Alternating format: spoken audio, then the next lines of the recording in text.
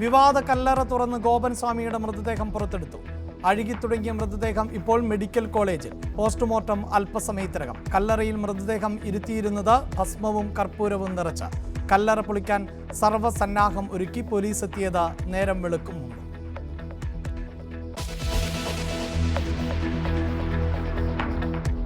Thrissur children's ഹോമിൽ 17-കാരനെ തലക്കടിച്ച് കൊലപ്പെടുത്തി. മരിച്ചത് ഉത്തർപ്രദേശ് സ്വദേശി അങ്കിത്. കൊലപാതകം ഇരുവിഭാഗം തമ്മിലുള്ള തർക്കത്തിനിടെ.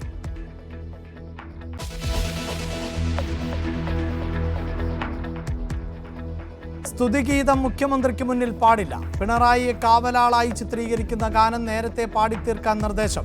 മുഖ്യമന്ത്രി വേദിയിലെത്തും മുമ്പ് പാട്ട് അവസാനിപ്പിക്കും. ഗാനം തയ്യാറാക്കിയത് സെക്രട്ടേറിയറ്റ് എംപ്ലോയീസ് അസോസിയേഷൻ പരിപാടിക്കായി.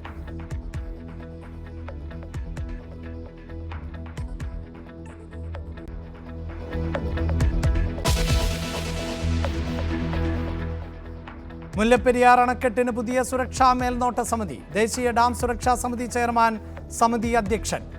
സമിതിയിൽ 7 അംഗങ്ങൾ. കേരള, തമിഴ്നാട് പ്രതിനിധികളും സമിതിയിൽ.